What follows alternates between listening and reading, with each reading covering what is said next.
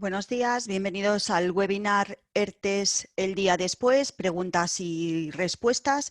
Estamos con Catarina Capeán Samenedo, es abogada, especialista en Derecho Laboral, responsable del área laboral en Bento Abogados y Asesores y colaboradora habitual de la editorial Colex. Bienvenida, Catarina. Bueno, os saludo, os agradezco muchísimo a la editorial Coles que hayáis contado conmigo para formar parte y participar en esta webinar. Lo que pretendemos es abordar la situación actual e intentar resolver las dudas que nos está generando pues toda la normativa que se ha aprobado en relación con la situación extraordinaria derivada del COVID-19. Y la idea que tengo es darle un enfoque práctico, por lo que espero por lo menos resolver a las dudas de la gente que está interesada en este tema. En todo caso, queda a vuestra disposición para resolver cualquier cosa que no se haya podido resolver a través de la webinar. Perfecto. Tenemos un pequeño guioncillo de lo que vamos a tratar en esta webinar, que serían, bueno, esa segunda parte de la webinar que grabamos el otro día también contigo, y vamos a tratar, bueno, de estos expedientes en la regulación temporal, situaciones particulares también de un trabajador afectado por el ERTE, de las prestaciones por desempleo, los contratos temporales, el régimen sancionador, esa cláusula de mantenimiento del empleo y de la prohibición de los despidos, ¿de acuerdo? Es un poco el guión que vamos a seguir y adelante, Catarina, cuando quieras te escuchamos.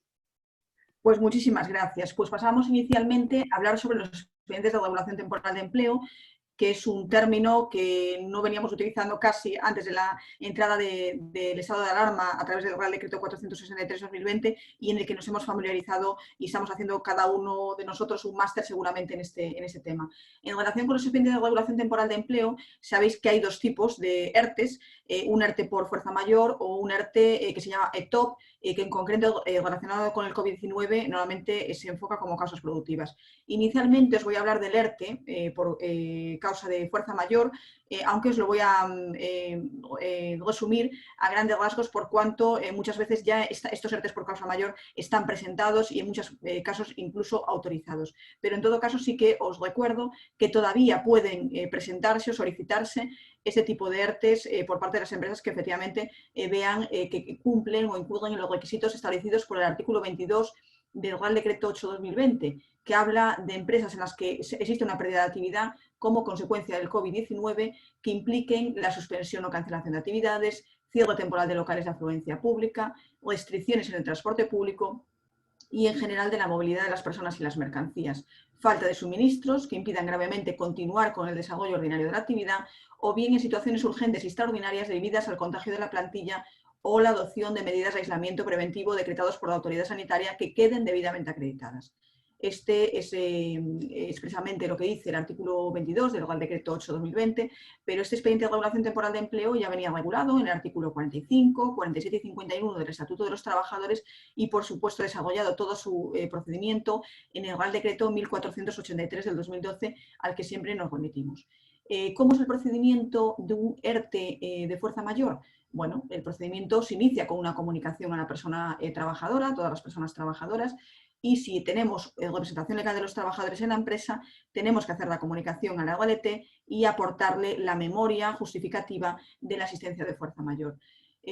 La documentación se presenta de forma telemática en la comunidad autónoma que sea competente de la tramitación del ERTE respectivo. Y la documentación a aportar es la solicitud de la empresa, el informe relativo a la vinculación de la pérdida de actividad como consecuencia del COVID-19. Este informe es lo que venimos a llamar memoria, que es una memoria explicativa de la relación que existe entre el COVID-19 y la pérdida de actividad que sufre la empresa. Y esa memoria debemos aportar documentación que acredite la paralización de la actividad de la empresa. Además, tenemos que acreditar la actividad que realiza la empresa, por cuanto es necesario explicar efectivamente por qué el COVID-19 ha influido en la actividad que realiza la empresa concreta. Además, tenemos que aportar en la consejería, por sede telemática, la comunicación de la intención de realizar el ERTE a las personas trabajadoras y, en caso de que tengamos representación legal de los trabajadores, también la comunicación de la intención de realizar este ERTE y el traslado del informe de pérdida de actividad y documentación acreditativa. Y, por último, el listado de las personas trabajadoras que se suele realizar en un anexo 2 que ya está documentado el modelo por parte de la consejería correspondiente. En cuanto a los plazos de resolución, la autoridad laboral, según el propio Real Decreto 8/2020, verificará la existencia de fuerza mayor como causa motivadora de suspensión de los contratos o de la reducción de jornada solicitada y dictará la resolución declarativa de la existencia o no de fuerza mayor en el plazo de 5 días desde la presentación. Eso es lo que viene a decir. Y que el silencio administrativo se considera positivo. Estos 5 días, lo primero que tenemos que determinar es si son hábiles o naturales. Lo que hemos concluido es que es un plazo de 5 días hábiles, en el que no se computan ni sábados, ni domingos, ni festivos. Hay que tener en cuenta, y es un tema muy importante, que se ha producido la ampliación de este plazo de 5 días en algunas comunidades autónomas, en concreto, por ejemplo, Galicia, Principado de Asturias, Castilla y León, han ampliado el plazo a 10 días en base a lo establecido en el artículo 23.1 de la Ley 39/2015 de procedimiento administrativo. En primer lugar, se nos plantea si existe competencia por parte de la comunidad autónoma de ampliar un plazo que está establecido en una normativa estatal.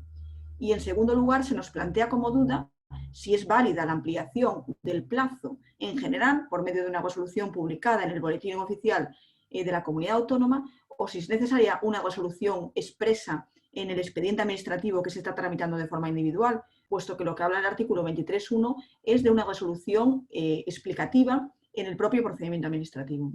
En todo caso, sí que es cierto que existe esa ampliación de plazo y además se produce también una dicotomía entre el plazo de resolución, que en los territorios en los que se haya ampliado a 10 días, y el plazo de solicitud de empleo, que es de 5 días. Lo que quiero advertir es que en esos lugares en los que se haya ampliado el plazo a 10 días, no se ha ampliado el plazo a 10 días también de la solicitud de las prestaciones por desempleo, sino que tendremos que tramitar las prestaciones por desempleo conforme exige el decreto 9/2020 en el plazo de 5 días, aunque tengamos que esperar 10 días a que la Administración resuelva nuestra solicitud de ERTE por fuerza mayor.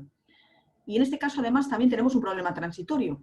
¿Qué hacemos con los ERTES en los que ha transcurrido ya el plazo de 5 días antes de que entre en vigor esta ampliación de plazo? Entendemos que el plazo que ha de tenerse en cuenta es el de 5 días, por tanto, si ya ha transcurrido el silencio administrativo positivo, ha de solicitarse una certificación del mismo. ¿Y qué pasa con los ERTES en los que no ha transcurrido el plazo antes de la ampliación publicada en el boletín oficial correspondiente? En este caso, entendemos que aunque el ERTE se ha solicitado con carácter previo a la entrada en vigor de la ampliación del plazo, el plazo que debemos tener en cuenta es el plazo de 10 días. De hecho, la mayor parte de las administraciones que han ampliado el plazo han dictado resoluciones en las que interpretan la ampliación del plazo en el sentido que os vengo a decir. Debemos tener en cuenta, por tanto, el plazo de 10 días a esos procedimientos en los que no se había superado ya el plazo mínimo de resolución. En cuanto se produzca el silencio administrativo, en cualquiera de los dos plazos que tengamos que aplicar a cada uno de los ERTE solicitados, es conveniente presentar un escrito solicitando que se dicte una resolución expresa en el sentido del silencio administrativo positivo. Y esto es muy conveniente, sobre todo porque hay que tener en cuenta la disposición adicional que recoge el decreto 9/2020, en el que habla de posibles sanciones en el caso de que se produzcan falsedades en las solicitudes de ERTE presentados.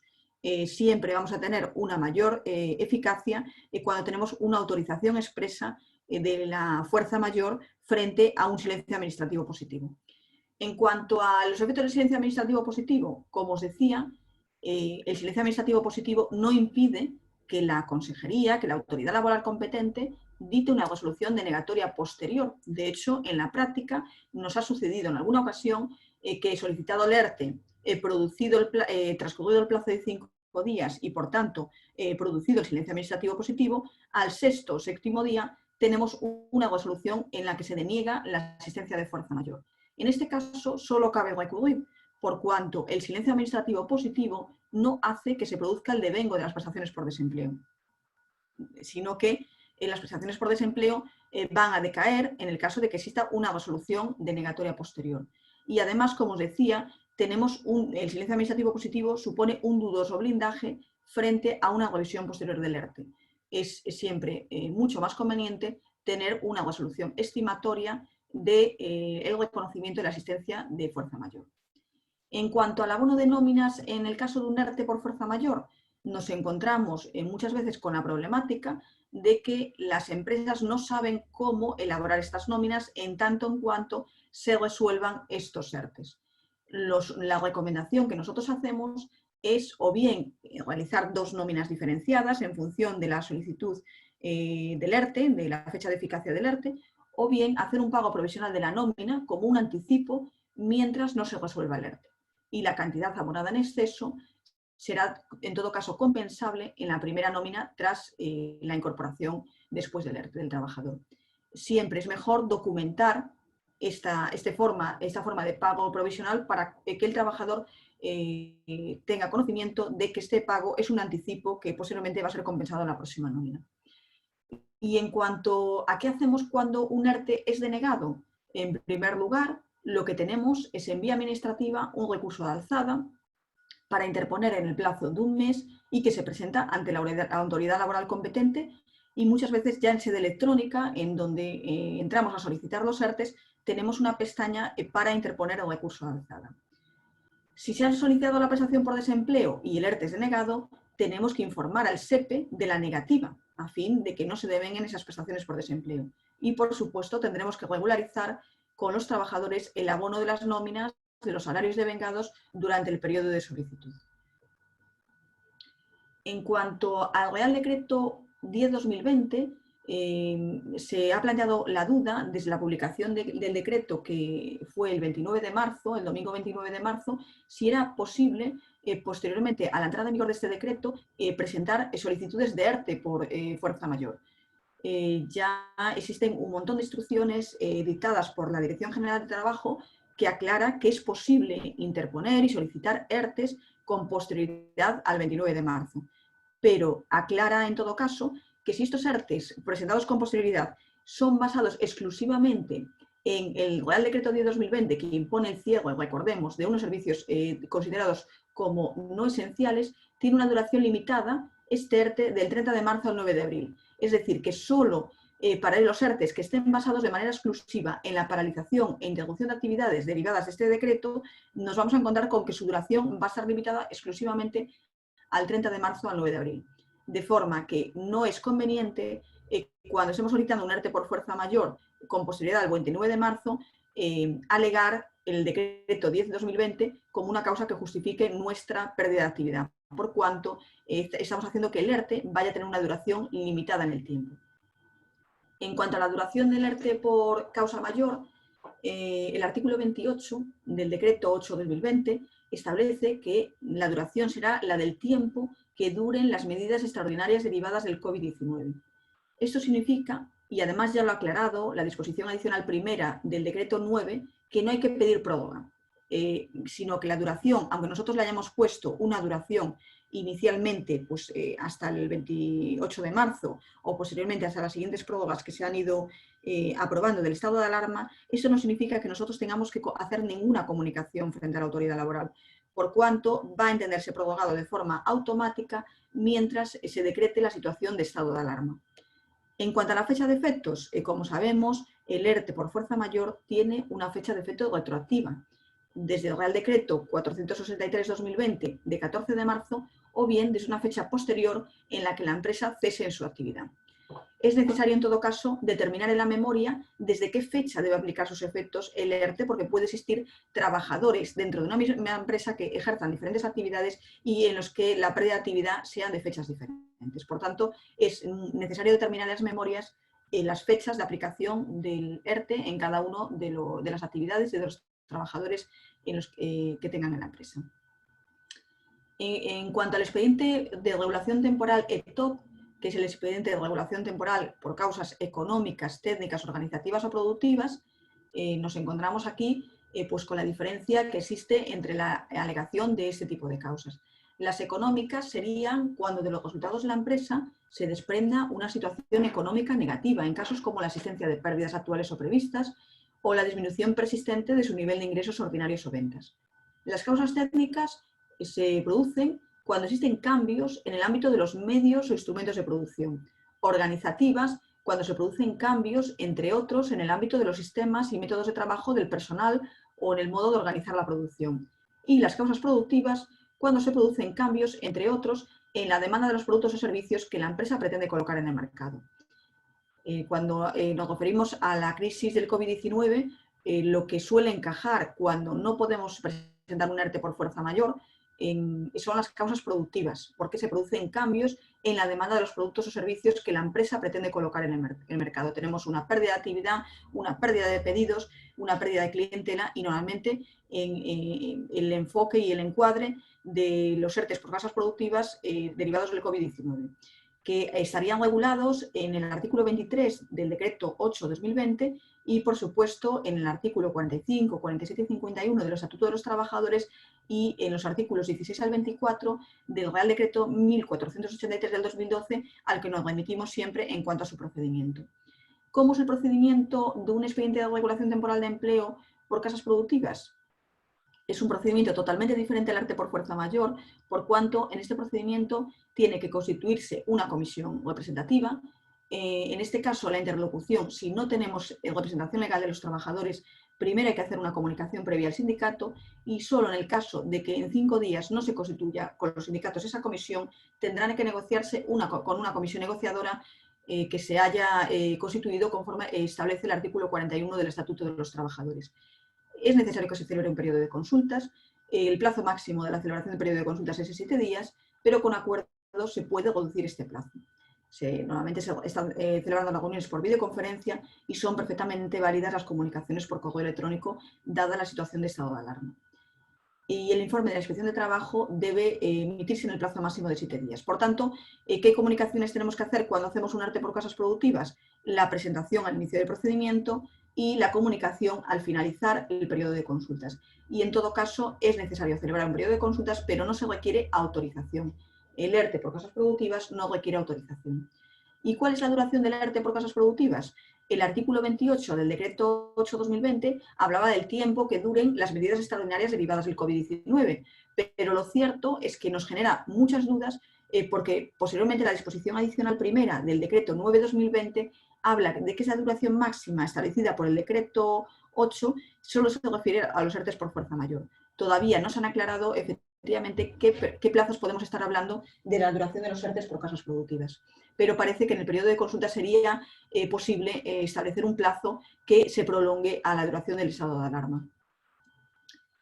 En cuanto a las situaciones particulares del trabajador, nos encontramos cuando solicitamos un ERTE por cualquiera de las causas, por fuerza mayor o por causas productivas, que tenemos a trabajadores en los que se generan muchas dudas sobre si tenemos que incluir o no. En primer lugar, os tengo que decir que la inclusión de los trabajadores en un ERTE es una facultad potestativa del empresario, vale en función de las necesidades productivas en la empresa. Pero sí que es necesario tener en cuenta estos conceptos que os voy a explicar. Un trabajador en situación de incapacidad temporal. Entendemos que con ese carácter previo, lo que os digo, que es una potestad del empresario que debe decidir en función de las circunstancias y las necesidades que tenga, que debemos incluir a todos los trabajadores en el ERTE. Porque aunque no le afecta el ERTE, hasta el momento en que se emita el alta médica, desconocemos la situación del trabajador y desconocemos en qué momento se va a emitir el alta médica. Nos ha sucedido que algunas empresas han considerado que no es necesario incluir a esos trabajadores en situación de incapacidad temporal cuando al trabajador a la semana le dan el alta médica y se vuelve a incorporar a la empresa sin poder incorporarse en el ERTE ya presentado por cuanto no se ha incluido en el listado de trabajadores afectados. Por tanto, nuestra recomendación es incluir a todos los trabajadores que están en situación de ITE, independientemente de que no les afecte hasta el momento en que tengan el alta médica. En cuanto a los trabajadores en situación de excedencia, como os digo, es una facultad potestativa del empresario la inclusión de los trabajadores en el ERTE, pero nuestra recomendación es que es conveniente incluir a los trabajadores en situación de excedencia cuando sea con reserva de puesto de trabajo y que la duración prevista de la misma quede dentro del margen temporal que se presume en la duración del ERTE. En cuanto a los trabajadores con reducción de jornada, tendrán derecho a que la prestación por desempleo se calcule como si hubiese estado trabajando al 100% de jornada, en los casos siempre en los que las causas de la reducción de jornada quede dentro de las situaciones recogidas en los artículos 270 de la Ley General de la Seguridad Social y artículo 37 del Estatuto de los Trabajadores. En el resto de casos tendrán derecho a cobrar la prestación por desempleo en función de la actual jornada reducida. Otra pregunta que se nos plantea muy a menudo, ¿puedo complementar al trabajador durante la situación de desempleo? Sí, es posible el abono de complementos económicos. Para esto habrá que elaborar unas nóminas específicas en las que muchas veces en periodo de consultas o a través, en el caso de un ERTE por fuerza mayor, de comunicación por parte de la empresa a las personas trabajadoras, se establece un modelo de complemento económico, que puede ser un porcentaje o una cantidad fija. Y sí es posible este abono de este complemento económico durante la situación en la que el trabajador esté percibiendo la prestación por desempleo. También se nos plantea el problema de las vacaciones. Durante el tiempo en el que el trabajador esté en desempleo, no se devengan vacaciones. Pero también es cierto que nosotros en algún periodo de consultas se ha negociado entre la comisión negociadora de representantes de los trabajadores y la empresa que sí que se devengaran vacaciones durante el tiempo en que el trabajador estuviera en situación de desempleo y entonces se respetaran los calendarios de vacaciones que ya se habían fijado antes de año. En cuanto al trabajador que durante el ERTE inicia una incapacidad temporal, pues si durante la vigencia del ERTE y cobrando la prestación de desempleo se inicia una situación de baja médica por contingencias comunes, el Servicio Público de Empleo Estatal, por delegación del INS, le abonará la prestación por IT, pero la cuantía va a ser igual a la prestación por desempleo. Y en cuanto al trabajador que durante el ERTE inicia la prestación por maternidad o paternidad, si durante la vigencia del ERTE y, por tanto, mientras percibe la prestación por desempleo, se inicia una situación de maternidad o paternidad, se le suspenderá el pago de la prestación por desempleo y empezará a cobrar la prestación por maternidad o paternidad gestionada directamente por el INS. Y una vez que termine la prestación, se reanudará la prestación por desempleo durante el tiempo que le quedará por percibir y la cuantía que le corresponderá en el momento de la suspensión. Y pasamos a hablar de la prestación por desempleo. Desde lo publicado en el artículo 3 del Decreto 9/2020, se establece un sistema de tramitación automática de las prestaciones de desempleo de los trabajadores afectados por el ERTE por parte de las empresas. Eso hace que haya un desplazamiento de la carga de trabajo en las empresas y muchas veces en las asesorías y gestorías que son al final las que están obligadas a la tramitación de esta prestación por desempleo. El modelo ha sido proporcionado por el SEPE y en el modelo debemos incluir el nombre o razón social de la empresa, domicilio, número de identificación fiscal y código de cuenta de cotización a la Seguridad Social al que figuren adscritos los trabajadores cuyas suspensiones o reducciones se solicitan. Asimismo, el nombre, apellidos, número de identificación fiscal, teléfono y dirección de correo electrónico del representante legal de la empresa. El número de expediente asignado por la autoridad laboral. Muchas veces nos planteábamos el problema de que no teníamos un número de expediente hasta que finalmente la autoridad laboral competente, antes de la resolución, ha emitido correos electrónicos comunicando el número de expediente. Especificación de las medidas a adoptar, así como la fecha de inicio en que cada una de las personas trabajadoras va a quedar afectada por las mismas y en el supuesto de reducción de jornada la determinación del porcentaje de disminución temporal computada sobre la base diaria, semanal, mensual o anual. Y a los efectos de acreditar la representación de las personas trabajadoras, una declaración responsable en la que habrá de constar que se ha obtenido la autorización de aquellas para su presentación. La información complementaria que en su caso determine la Dirección General del Servicio Público de Empleo Estatal. Esto es lo que incluye y la documentación que es necesaria aportar para la tramitación de las prestaciones por desempleo. La comunicación debe realizarse en el plazo de 5 días, como os decía antes, en el caso del ERTE por fuerza mayor desde la fecha de la solicitud o en el caso del ERTE TOP desde la fecha en el que la empresa notifique a la autoridad laboral su decisión en el caso de los procedimientos del artículo 23. La no transmisión de datos supone una infracción grave que puede ser sancionada conforme establece el artículo 22.13 de la Ley de Infracciones y Sanciones del Orden Social. Y la fecha de efectos de la situación legal de desempleo es la fecha del hecho causante, según establece la disposición adicional tercera del Decreto 9/2020. Eso también ha generado muchas controversias porque en alguna autoridad laboral se establece que la fecha debe ser la del día siguiente. Incluso el Servicio Público de Empleo también ha emitido algunas comunicaciones en relación con esto. Pero de la lectura de la normativa se establece que la fecha es la fecha del hecho causante y no la fecha del día siguiente. Eso tiene mucha incidencia a efectos de la fecha de percibo de la prestación por desempleo y de cómo elaboramos las nóminas. ¿Y cómo solicitar la prestación en nombre de los trabajadores? Os adjunto una comunicación que ha circularizado el Servicio Público de Empleo Estatal con el fin de poder tener los datos que necesitamos incluir. Debemos remitir un formulario Excel que contiene 2 pestañas. En la primera están todas las instrucciones relativas a la cumplimentación y en la segunda los datos a cumplimentar. Se pueden añadir tantos trabajadores como sea necesario y el nombre del fichero Excel será el código cuenta de cotización del centro de trabajo con sus 15 dígitos. Debe remitirse este archivo Excel de solicitud colectiva a través del registro electrónico común de las administraciones públicas a la Dirección Provincial del SEPE en la provincia donde se ubique el centro de trabajo.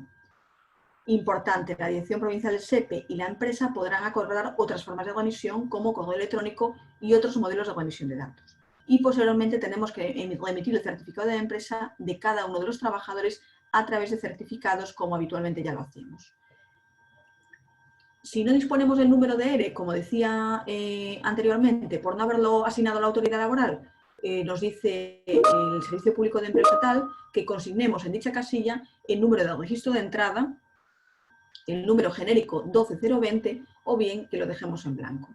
Sobre la fecha de inicio de la suspensión o reducción será para cada uno de los trabajadores el primer día en que la misma la afecte. Y como fecha final será el último día de efectos de la medida para cada trabajador. Y en el caso de ERTE por fuerza mayor no va a poder ser posterior a la fecha prevista de finalización del estado de alarma.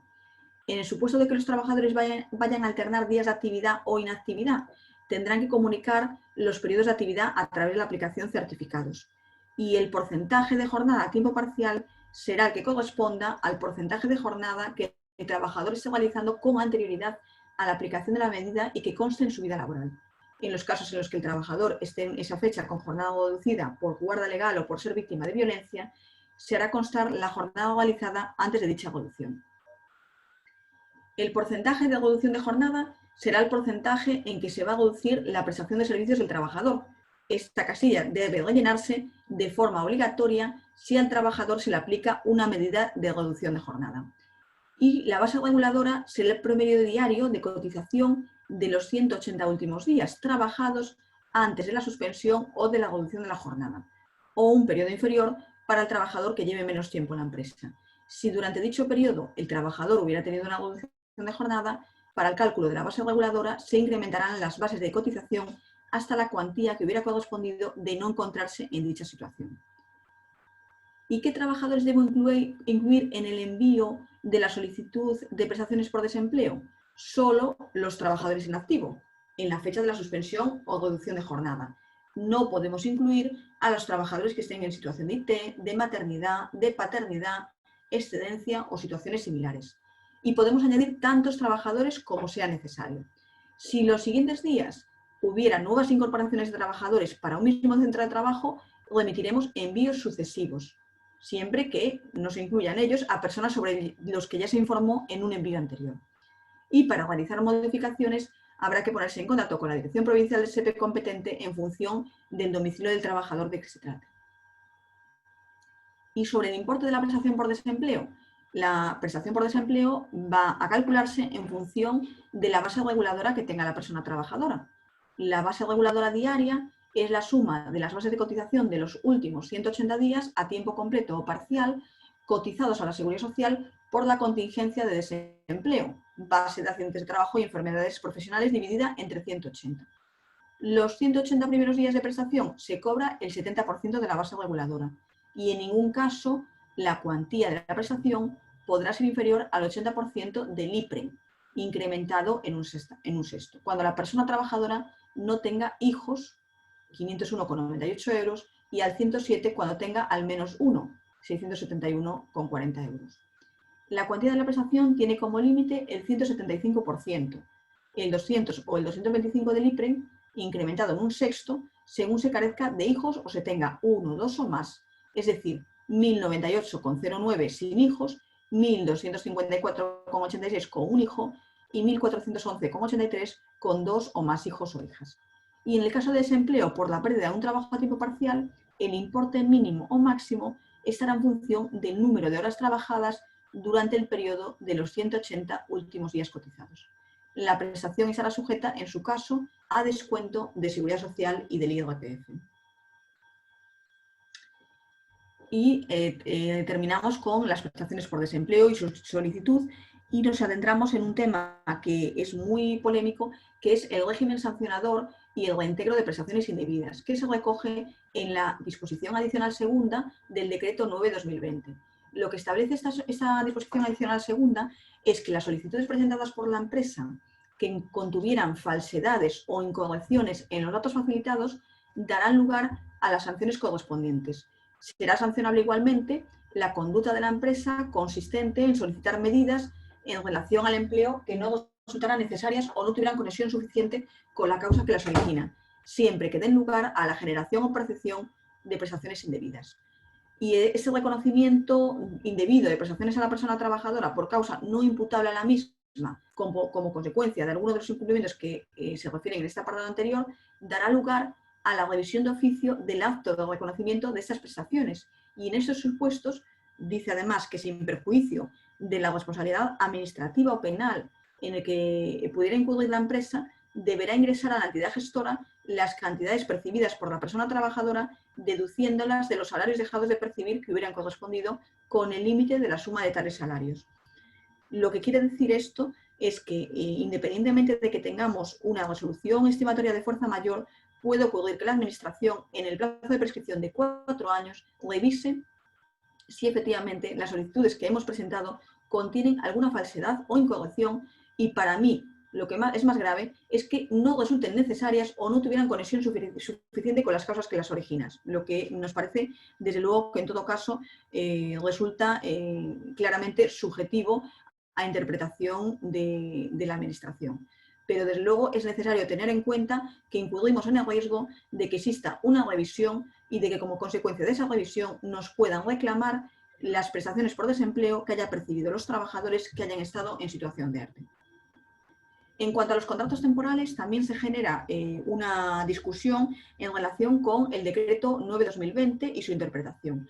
Pero primero tenemos que tener en cuenta algo que es claro, que es que los contratos temporales que no están afectados por el ERTE finalizan a su vencimiento. No existe ninguna causa de prórroga de estos contratos temporales.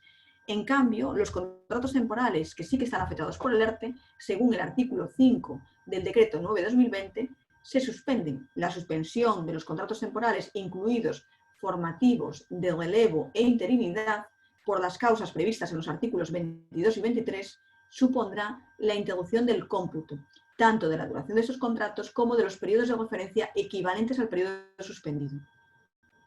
Esto quiere decir que si interponemos un ERTE por causa mayor y tenemos a trabajadores temporales, solo para el caso de que los trabajadores temporales los incluyamos en el listado de personas afectadas, sería el supuesto en el que efectivamente tenemos que prorrogar esos contratos.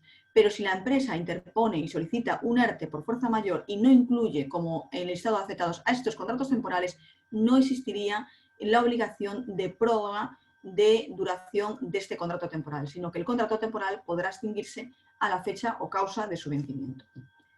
En cuanto a la extinción de los contratos temporales y a su posible prórroga, se han producido unas aclaraciones por parte de la Dirección General del Trabajo que refiere que lo anterior, lo dispuesto en el decreto 9/2020, hay que interpretarlo en sus términos estrictos, de manera que lo que se interrumpe es el ingrediente temporal del contrato suspendido.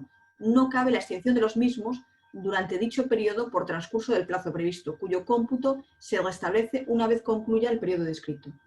La introducción del cómputo de la duración de los contratos temporales, incluidos contratos formativos y de relevo, fundada en la excepcionalidad del estado de alarma, no altera ni desnaturaliza dicha conclusión. Y en todo caso, dice al final, en el contrato de obra o servicio determinado, la causa de extinción será la terminación de la obra o servicio y no la suspensión de la misma.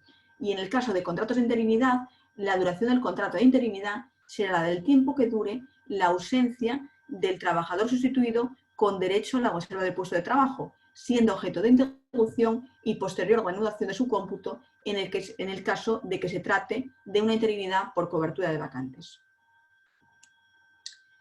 Por tanto, como se dice en el informe anterior, la introducción del cómputo tiene que ver con la duración del contrato, de manera que la duración del contrato se interrumpe durante el periodo de suspensión y se restablece una vez que la suspensión acaba, permitiendo así conciliar la preservación del empleo con la reanudación de la actividad de la empresa. Si durante el periodo de suspensión o tras la reanudación de la actividad y durante el periodo prorrogado o ampliado concurriese alguna causa que haga decaer el objeto del contrato, es decir, que le ponga fin de manera válida y objetiva, se entenderá plenamente eficaz la extinción del mismo de acuerdo con los requisitos y el régimen jurídico previsto en el artículo 49.1 del Estatuto de los Trabajadores. Esto, por ejemplo, podría ser el caso de un contrato de interinidad por sustitución o un contrato de relevo por cumplimiento de la edad de jubilación. No ha sido un contrato de interinidad por cobertura de vacante, o de un contrato de relevo en el caso de jubilación parcial diferida, o el de cualquier otro contrato temporal donde la causa de extinción sea la mera expiración del plazo. Y en relación con la cláusula de mantenimiento de empleo, que se recoge en la disposición adicional sexta del decreto 8/2020, es importante tener en cuenta que las consecuencias sobre ese compromiso de mantenimiento del empleo en el plazo de 6 meses desde que se salga del ERTE, para las empresas que se acogen a los ERTEs por fuerza mayor o por causas productivas, pues se vinculan las consecuencias de no mantener el nivel de empleo durante este periodo, se vincula al beneficio o a la ventaja extraordinaria que las empresas obtienen durante este periodo excepcional y como consecuencia de la aplicación de medidas laborales excepcionales. Esta ventaja extraordinaria es la prevista en el artículo 24 del decreto 8/2020, que recoge la exoneración de cotizaciones para ERTEs por fuerza mayor. Por tanto, estamos hablando de que solo las consecuencias serán únicamente para las empresas que se hayan solicitado un ERTE por fuerza mayor, pero no parece que una empresa que haya solicitado un ERTE por causas productivas que no haya tenido una exoneración de cuotas pueda tener alguna consecuencia como por no mantener el empleo durante el periodo de 6 meses. Además, ya existe una instrucción de la Dirección General de Trabajo que establece que el compromiso no se entenderá incumplido cuando el contrato de trabajo se extinga por despido disciplinario declarado como procedente, dimisión, jubilación o incapacidad permanente total, absoluta o gran invalidez de la persona trabajadora. Y en el caso de contratos temporales tampoco se entiende incumplido el compromiso cuando el contrato se extinga por expiración del tiempo convenido o la realización de la obra o servicio que constituye su objeto, o cuando no pueda realizarse de forma inmediata la actividad objeto de contratación. En cuanto a la prohibición de despidos, el artículo 2 del decreto 9/2020 establecía que la fuerza mayor y las causas económicas, técnicas, organizativas y de producción en las que se amparan las medidas de suspensión del contrato y reducción de jornada previstas en los artículos 22 y 23 del decreto ley 8/2020 no se podrán entender nunca como justificativas de la extinción del contrato de trabajo ni del despido. Las causas escritas en los artículos 22 y 23, pues la fuerza mayor temporal por causa del COVID-19 y las causas económicas productivas, técnicas y organizativas relacionadas con el COVID-19, en ningún caso pueden justificar una extinción o un despido durante este periodo, respecto de los contratos suspendidos y en base a estas causas. Por tanto, queda protegido el empleo de manera excepcional en base a la circunstancia que determina la adopción de medidas excepcionales, de manera que nada impide que desplieguen sus efectos otras causas de extinción válidas que no guarden ninguna relación con el coronavirus ni con el estado de alarma. Pues con eso... Sí, nada, muchísimas gracias por la exposición, Catarina. Tenemos ahora, si ya, bueno, vemos la primera en pantalla, una serie de consultas que nos han hecho llegar a la editorial con diversas dudas. Así que si te parece, voy a dar lectura a la misma y vamos respondiendo. La primera sería eso. ¿Cuál sería el procedimiento para presentar un ERTE por causas productivas de una sociedad cooperativa derivado de la situación originada por el COVID-19? ¿El ERTE afectaría a los socios trabajadores en el régimen general, con código de cuenta de cotización propio y sin fogasa, y a los trabajadores encuadrados en el régimen general, los no socios, y tendrían tanto unos como otros derecho al cobro de la prestación por desempleo correspondiente? Pues el artículo 23 del decreto 8/2020, cuando habla del ERTE por causas productivas derivado de COVID, refiere, si no recuerdo mal, en el último apartado, pues que cuando estemos hablando de una sociedad cooperativa, debemos remitirnos al Real Decreto 42/1996 de 19 de enero, por el que se amplía la protección por desempleo a los socios trabajadores de cooperativas de trabajo asociado en situación de cese temporal o reducción temporal de jornada. Con lo cual, el procedimiento no es exactamente el mismo procedimiento que prevé el artículo 23 del decreto 9/2020, sino que deberíamos remitirnos a este decreto 42/96, que tiene algunas particularidades, como por ejemplo que sea la Asamblea General de la Sociedad Cooperativa la que se convoque para tomar una resolución en relación con la suspensión o reducción de las jornadas de los trabajadores y de los socios y socias de la empresa. Lo que se establece además es que en caso de que falte esa asamblea, si no recuerdo mal, el Consejo Rector puede asumir la competencia para aprobar esa suspensión total o parcial de la prestación de los trabajos de los socios y así emitir la correspondiente certificación para la tramitación. No es igual tampoco la documentación que hay que aportar una documentación relativa a la propia sociedad cooperativa, pero luego es el procedimiento en el que hay que comunicar a los trabajadores el inicio del ERTE por causas productivas, en el que ha de producirse un periodo de consultas, sí que nos remitimos a lo dispuesto en el artículo 23 del decreto 8/2020. Es decir, tiene ciertas particularidades. Y es conveniente comprobar efectivamente ese Real Decreto 42 de 1996. Además, en relación con la otra cosa que preguntan, si tienen derecho al cobro de la prestación por desempleo, tienen derecho tanto los trabajadores en el régimen general como los trabajadores en el régimen general que tengan la condición de socios trabajadores. Cualquiera de las dos condiciones van a acceder a la prestación por desempleo correspondiente. Vale, vamos a la siguiente pregunta. ¿Cuál sería el procedimiento para presentar un ERTE? Ah, no, perdón, esta es la misma que estábamos viendo. Vamos a darle a la otra. Si tengo un trabajador con una jornada reducida, 20 horas a la semana, y quiero reducirle la jornada a 12 horas semanales, la reducción a indicar en el ERTE es sobre el total de la jornada o sobre la suya, que es de 20 horas. Pues la reducción que tenemos que indicar en la presentación del ERTE es sobre el total de su jornada, la jornada que tenía anterior a la reducción. Y muy importante, si la jornada reducida es por cuidado de hijo, hay que constar en la certificación de desempleo para que el SEPE tenga conocimiento de este dato. Perfecto. Tengo un trabajador que está de baja por paternidad y se tiene que reincorporar por finalización del permiso. ¿Lo tendría que incluir en el ERTE que ya está iniciado? Vamos a ver, si el ERTE ya está iniciado, entiendo que no se ha incluido dentro del listado de personal afectado a ese trabajador. Si es así, no podemos incluirlo ya. Tendríamos que solicitar un ERTE posterior únicamente para ese trabajador en situación de baja por paternidad. Si la pregunta es que en el listado de personal afectado ya hemos incluido a ese trabajador de baja por paternidad, tendremos que, no podemos reincorporarlo a la situación de desempleo hasta que el trabajador finalice su permiso de paternidad.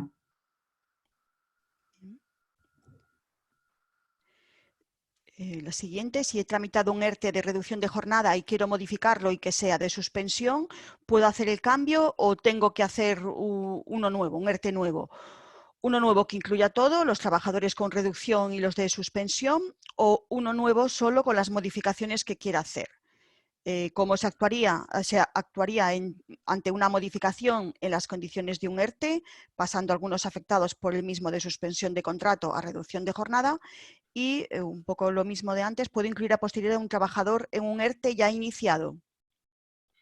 Bueno, en relación con la primera pregunta, si se ha tramitado un ERTE de reducción y se quiere modificar a suspensión, no se puede hacer el cambio. Tenemos que presentar un nuevo ERTE. Lo que habría que valorar es efectivamente qué modificaciones se quieren hacer. Si es que el ERTE primero queda totalmente en desuso y no se quiere aplicar por la empresa, pues habrá que hacer un segundo ERTE en el que se incluyan efectivamente las medidas a adoptar a partir de ahora por la empresa. Pero no tenemos que incluir a los trabajadores a los que ya les tenemos reducida la jornada. Esos trabajadores ya se han reducido la jornada por un ERTE y por tanto no habría que incluirlos. Solo tendríamos que hacer un nuevo ERTE en el que incluyamos las modificaciones que queramos hacer. En el caso concreto, por lo que plantea, deben querer solicitar la suspensión del contrato de trabajo de algunos trabajadores y eso no se puede hacer por la vía de modificar un ERTE de reducción de jornada. Habría que haberlo incluido ya en el inicio de la solicitud del ERTE. Sobre la segunda pregunta, ¿cómo se actuaría ante una modificación en las condiciones de un ERTE pasando de suspensión de contrato a reducción de jornada? Es exactamente la misma pregunta que la anterior, pero al revés. Parece que un ERTE que han solicitado como suspensión de contrato, pretenden ahora hacer una modificación a reducción de jornada. No es posible hacer los cambios, sino que hay que solicitar el ERTE de inicio, en el que expliques que esas medidas se adecúan a la situación de fuerza mayor que tiene la empresa en concreto. Y el último, si puedo incluir a posteriori a un trabajador en un ERTE ya iniciado. No.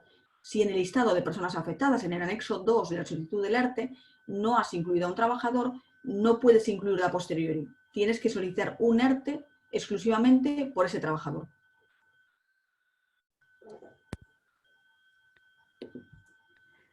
En el supuesto de que hayamos presentado un ERTE por fuerza mayor y nos lo hayan denegado, una vez pasado el plazo de silencio administrativo, ¿es válida esa denegación?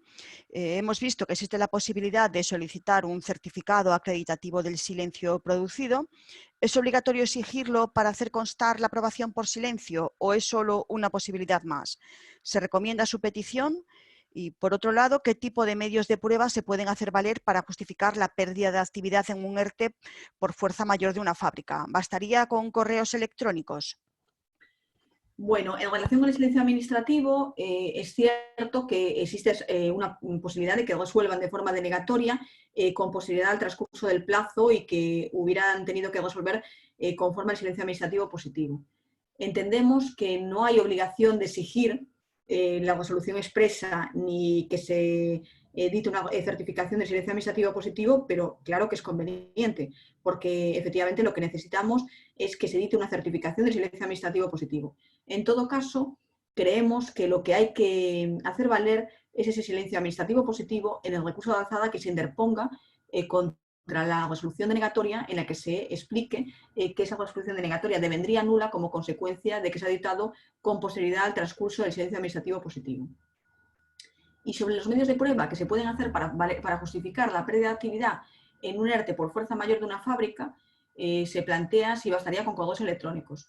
Es necesario justificar, si estamos hablando de un ERTE por fuerza mayor, que parece que es lo que plantean en el encabezado de la pregunta, es necesario justificar que incurrimos en las causas que establece el artículo 22 del decreto 8/2020, que al inicio de la ponencia yo os explicaba pues, que tiene que haber una falta de suministros graves que impidan la continuación de la actividad. Tenemos que tener una pérdida de actividad como consecuencia de la restricción de la circulación de las personas, el tráfico de mercancías y por tanto tenemos que acreditar la concurrencia de esa causa de fuerza mayor. Habría que ver en el caso de una fábrica efectivamente cuál es el problema que tienen para poder continuar prestando el servicio, por cuanto no parece que sea una actividad que haya sido declarada cesada como consecuencia del Real Decreto 463/2020. ¿Bastaría con correos electrónicos? Sí, muchas veces aportamos correos electrónicos justificando pues, efectivamente pues, pérdida de clientes, pérdida de actividad, problemas de suministros, pero sí que creo que es necesario que se haga una reflexión sobre si efectivamente se incurren en causas de fuerza mayor en el planteamiento que hace la empresa o lo que estamos hablando es una pérdida de actividad como consecuencia de causas productivas. Bien, la siguiente. Si en el ERTE presentado lleva una fecha, el fin estado de alarma y al final se prorroga, ¿cuál es la fecha válida? Hay que comunicar la prórroga de alguna forma. Y si he indicado una fecha de finalización del ERTE por fuerza mayor y quiero finalizarlo antes de esa fecha, ¿puedo hacerlo o tengo que esperar a la indicada? Bueno, en relación con la primera pregunta, si el ERTE presentado lleva una fecha, que es algo obligatorio en la sede electrónica que tiene cada consejería, establecer una fecha, realmente, y al final se prorroga el estado de alarma, la fecha válida va a ser la fecha de finalización del estado de alarma. No hay que comunicar prórroga de ningún tipo. Lo establece el decreto 9/2020, que no es necesario prorrogar las solicitudes de ERTE por fuerza mayor que hayamos presentado por cuanto se entiende que se prorrogan de forma tácita mientras dure la situación de estado de alarma, por cuanto el decreto 8/2020 establece que la duración de esas medidas será la duración de las medidas extraordinarias derivadas del COVID-19, con lo cual no es necesario comunicar ninguna prórroga. Y si en relación con la segunda pregunta, si se ha indicado una fecha de finalización y quiero finalizarlo antes de esa fecha, como os decía, la finalización puede ser hasta que finalice la situación de estado de alarma, que todavía a fecha de hoy desconocemos cuál va a ser su duración, pero aquí lo que se plantea es si quiere finalizar el ERTE por fuerza mayor antes de esa fecha. Vamos a ver, el ERTE es una potestad de la empresa que es autorizada por parte de la autoridad laboral, pero que la empresa puede aplicar o no. En muchos casos nos hemos encontrado con empresas que tras la autorización confirmatoria de la asistencia de fuerza mayor por parte de la autoridad laboral han decidido desistir del ERTE por fuerza mayor autorizado o incluso no aplicarlo a todos los trabajadores que se incluyan en el listado de personal afectado. Por cuanto puede ocurrir que se modifiquen las circunstancias en las que estaba la empresa en el momento de solicitud del ERTE y comiencen a tener un repunte de actividad. Por eso, en cualquier momento la empresa puede iniciar la actividad, puede retomar a trabajadores que estén cobrando la prestación por desempleo en cualquier momento, siempre con la previa comunicación, por supuesto, al Servicio Público de Empleo Estatal. Si quieren finalizar el ERTE por fuerza mayor antes de la finalización del estado de alarma, tienen que hacer la comunicación a la autoridad laboral. Pero nuestra recomendación es que no comuniquen la finalización del ERTE por fuerza mayor hasta que finalice el estado de alarma, por cuanto no sabemos su duración ni cuál va a ser la situación de la empresa dentro de 15 días o de un mes. Por tanto, nos parecería muy arriesgado finalizar un ERTE que tienes autorizado cuando vas a poder necesitarlo dentro de una semana o de 15 días en función de las circunstancias. Si estoy incluido en un ERTE por fuerza mayor, ¿puedo trabajar a tiempo parcial o completo en otra empresa que no tenga su actividad suspendida? ¿Cómo afecta al cobro de la prestación por desempleo? Pues incluido en un ERTE por fuerza mayor, existe posibilidad por parte del trabajador de prestar servicios a tiempo parcial o a tiempo completo en otra empresa, que no tenga la actividad suspendida. Podría incluirse, a lo mejor durante este periodo, en una competencia desleal, si efectivamente se está trabajando en una empresa de la competencia y se está usando información o datos que pueda tener la empresa que ha tramitado el ERTE, su empresa empleadora. Pero entiendo que no sería el supuesto y si trabajas en una empresa a tiempo parcial o a tiempo completo, vas a poder tener derecho al cobro de la prestación por desempleo únicamente solo si trabajas a tiempo parcial, porque si estás prestando servicios a tiempo completo en una empresa, no tienes derecho al percibo de la prestación por desempleo. Tenemos aprobado un ERTE por fuerza mayor, pero se prevé que la empresa no podrá volver a realizar actividad con normalidad hasta septiembre. ¿Se podría modificar dicho ERTE por uno a causas productivas para ampliar así el plazo de acción del mismo? De igual forma, en el caso de que la actividad fuera volviendo a la normalidad, ¿se podría ir reincorporando trabajadores poco a poco? ¿Cuándo sería el mejor momento de hacer el cambio de ERTE? Y la siguiente, hemos realizado un ERTE top con fecha fin 10 de mayo, suponiendo que va a ser necesario prolongar su duración dada la situación excepcional que estamos viviendo. ¿Se puede prorrogar el ERTE ya existente o tenemos que iniciar un nuevo ERTE por causa SETOP? Vamos a ver, en relación con la primera pregunta, si tenemos aprobado un ERTE por fuerza mayor, se prevé que la empresa no podrá volver a realizar actividad con normalidad hasta septiembre. El problema que tenemos cuando planteamos un ERTE por fuerza mayor es que estamos limitados al estado de alarma. Entonces, no podemos modificar un ERTE por fuerza mayor. El ERTE por fuerza mayor se extinguirá cuando se declare la suspensión del estado de alarma y en ese momento los trabajadores se tendrán que incorporar a sus puestos de trabajo con normalidad. Cuando la empresa en ese momento anticipe que no va a poder prestar servicios con normalidad y que no va a poder asumir el coste de todo el personal, tendrá que iniciar el trámite de un ERTE por causas productivas con posterioridad para poder manejar un plazo en función de las circunstancias del ciclo de actividad de la empresa. Eso quiere decir que un ERTE por causas productivas dota de flexibilidad a la empresa que no tiene un ERTE por fuerza mayor en este caso concreto. Lo que habrá que ver es si en el momento en el que decaiga el estado de alarma, el ERTE por causas productivas va a tener de cara a los trabajadores los mismos beneficios que ahora mismo tienen los ERTEs, en los que el trabajador no se le descuenta la prestación por desempleo que viene percibiendo y tiene derecho a acceso al paro, incluso aunque no tenga el periodo de cotización mínimo.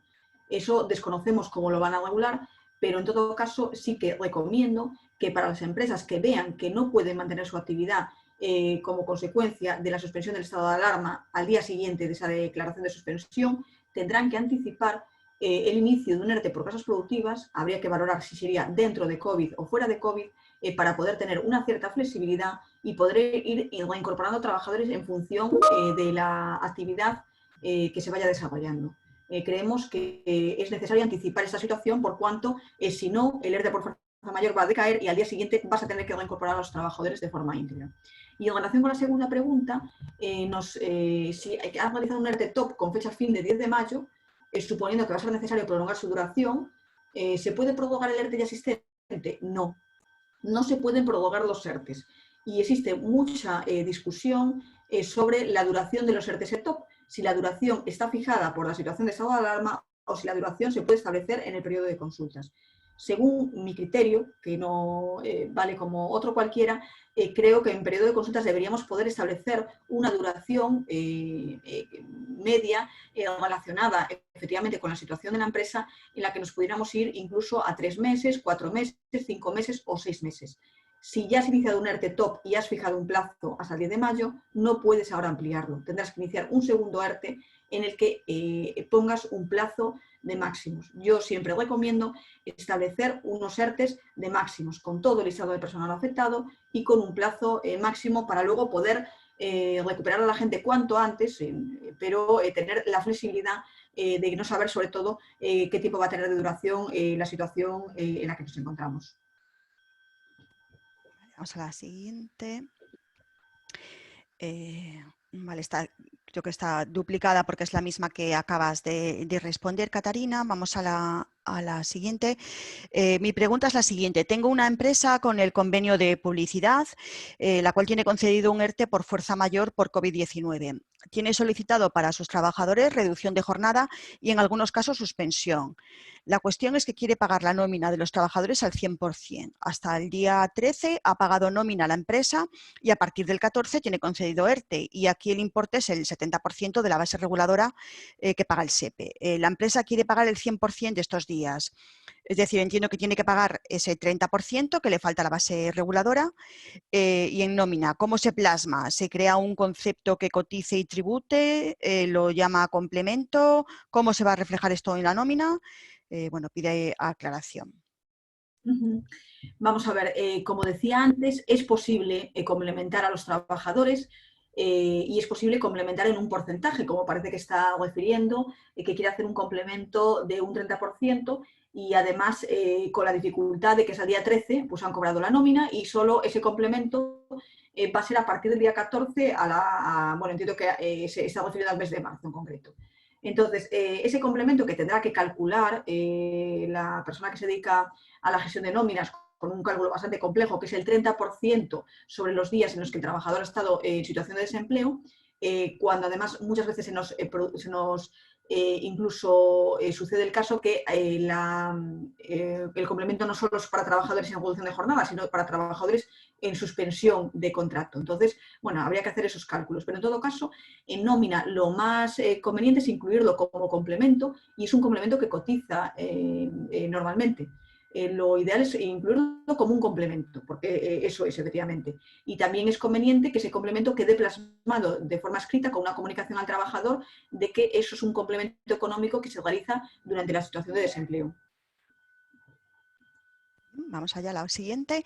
Mi duda viene si todas las empresas que se les haya concedido el ERTE por fuerza mayor se deben acoger a la exoneración de cuotas o por el contrario, pueden decidir si acogerse o no. O sea, que una empresa que esté en ERTE por fuerza mayor pero no quiere exoneración de cuotas, ¿puede no solicitarlas? Bueno, en primer lugar, hay que aclarar que el ERTE, el artículo 22 del decreto 8/2020, es una opción que se le da a las empresas para poder solicitar un ERTE con unas ventajas concretas en relación con unos plazos y con una exoneración de cuotas. Pero no es algo obligatorio. La empresa, y sigue vigente el artículo 47 del Estatuto de los Trabajadores, que establecía pues la posibilidad de interponer un ERTE por fuerza mayor que no esté asociado al decreto 8/2020 y en el que no vas a tener una exoneración de cuotas. Lo que quiero decir es que hay empresas que están tramitando ERTEs fuera de la normativa del decreto 8/2020, pues para evitar riesgos, para evitar posibles sanciones o para evitar el compromiso de mantenimiento de empleo que no saben si van a poder mantener o no. Entonces, en primer lugar, si está solicitando un ERTE por fuerza mayor, podría haberlo hecho fuera de COVID. Pero si lo hace dentro de COVID, según la presentación en la sede telemática, existe una pestañita en la que podrías decir que no quieres la exoneración de cuotas, pero creo que de forma automática se va a tramitar esa exoneración de cuotas. O sea, que no existe posibilidad de que no seas exonerado de las cuotas del ERTE por fuerza mayor. Bien. Empleado con contrato a tiempo parcial que trabaja 30 horas semanales, al que se le hace un ERTE de reducción de jornada pasando a trabajar a 5 horas semanales. La parcialidad, ¿qué parcialidad se va a indicar en el fichero Excel y qué parcialidad se indica en la tesorería de la Seguridad Social? La parcialidad que se indica, entiendo que es un contrato a tiempo parcial, no una reducción de jornada. Y al ser un contrato a tiempo parcial tienes que incluir la parcialidad de su contrato, la de las 30 horas semanales que venía realizando el trabajador, de su jornada completa. ¿Desde qué fecha se cobrará el desempleo? Si voy a ser incluido un ERTE por fuerza mayor. El ERTE por fuerza mayor tiene efectos retroactivos, de forma que se cobrará desde la fecha del hecho causante. Normalmente eso se establece en la propia resolución la solicitud por parte de la empresa es la que establece la fecha del hecho causante, la fecha en la que se cesa la prestación de actividades, pero luego se autoriza a través de la resolución dictada por la autoridad laboral competente. Entonces es la que fija y determina la fecha del hecho causante, que es la resolución, o sea, la fecha que se ha solicitado y se resuelve por la autoridad laboral competente. Bien. Persona incluida en un ERTE en una empresa en la que lleva trabajando menos de 180 días. ¿Para el cálculo de la cuantía de la prestación se tienen en cuenta los trabajos anteriores? Para el cálculo de la cuantía de la prestación, si ha trabajado los 180 días en otras empresas, se va a tener en cuenta esas cotizaciones a efectos del cómputo de la base para la prestación por desempleo. Bien, y la última pregunta que tenemos, persona que haya dejado de trabajar el 16 de marzo, el ERTE se acaba de aprobar, ¿cobrará los días que dejó de trabajar hasta la aprobación del ERTE?